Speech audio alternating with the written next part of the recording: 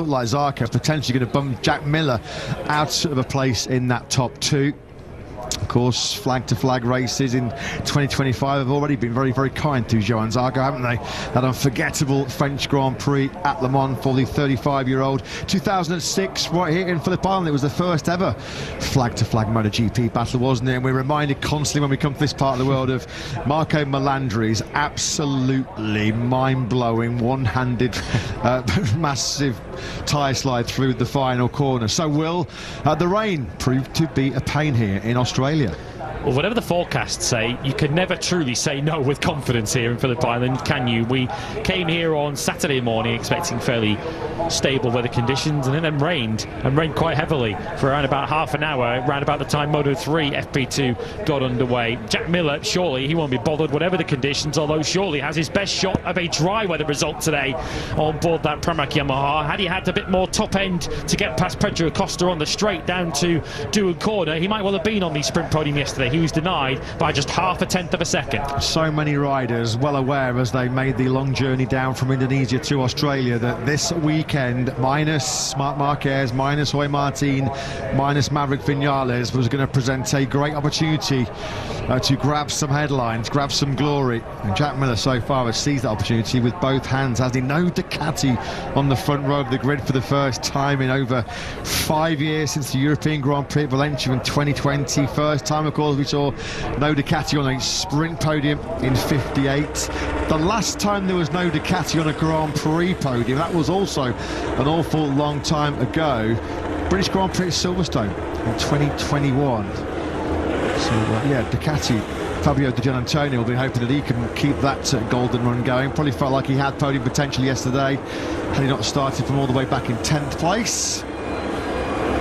Jack just informing us as the riders leave pit lane. Piero Paramasso spoke to Jack earlier on this weekend, saying that maybe this was yesterday, that 2 or 3 riders, having gained information on the soft rear in the sprint, might take a punt in this full length 27 lap battle. But at the moment, our information from Jack is that every single rider is coming to the grid at least with a medium rear tyre fitted. Nobody at the moment taking the big gamble that Jorge Martin did here in 2023. Well, pole sitter Fabio Quartararo was one of the riders who felt like the likeliest to go for the soft rear tyre. He got the front tyre choice wrong yesterday, going for the medium, which he said felt like chewing gum. He wanted the front tyre. Here is your allocation from Michelin: asymmetric front and rear to cope with the very specific demands of this Phillip Island circuit. So many long, punishing left-handed corners around this Phillip Island circuit. If you were absolutely convinced and were able to say... In the 2014 Moto3 battle, he has been on a MotoGP podium here as well 6 years ago in 2019. Rain or shine, as Jack said to Jack, he's going to be going all in, isn't he, to try and get another podium here in front of his home fans.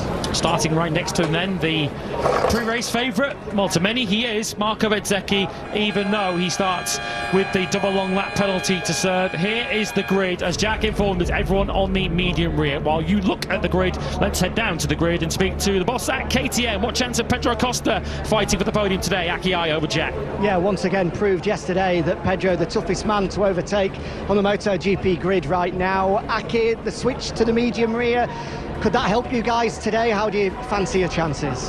Hopefully. It has been a few times this year that we see that on Sunday with the harder rear tyre. Maybe we, let's say, somehow riders are a bit more comfortable. That at least it's not this, maybe those small problems what we have sometimes with the soft rear. And could be that then we are a little bit better position. But okay, now the main point is, of course, first of all, to see that if rain is coming or not. And of course, the latest discussions are just about this, if it's coming and what to do. According to your information, how likely is it that this rain arrives? If we trust our radars, it should not come anymore. But if you look to the sky, you cannot be sure. Good luck, Aki. Thanks a lot.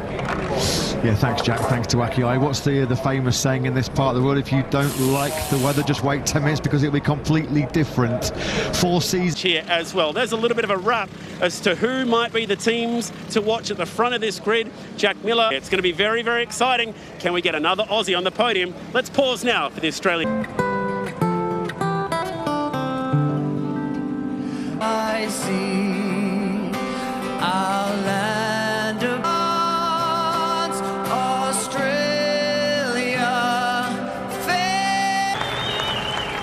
The hopes of a nation riding on Jack Miller here this afternoon. It's been a day to celebrate. Right now as it becomes real, having watched the rest of the day play out. Four corners. Look, he got an absolute cracker of a start in the sprint race. I don't think we could expect much. Position opted to run a medium tyre on the front of his bike, and that did not pay off.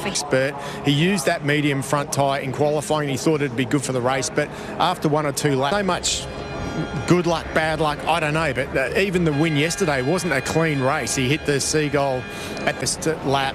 Any of those hard braking areas, you know, people trying to dive up the inside, make moves. One of them, as was Alex Marquez. The front row are going to need to be mindful of them today, but from Pedro... Spent a lot of time on small bikes, so mid-corner speed is something that goes anywhere it was going to be here. So unfortunately for him, he's just going to have to give it everything he got, and hopefully he can make it happen. The hopes of a nation ride on Jack Miller this afternoon. Will he make it onto the podium? It is time to go racing here at Phillip Island as we join our commentators.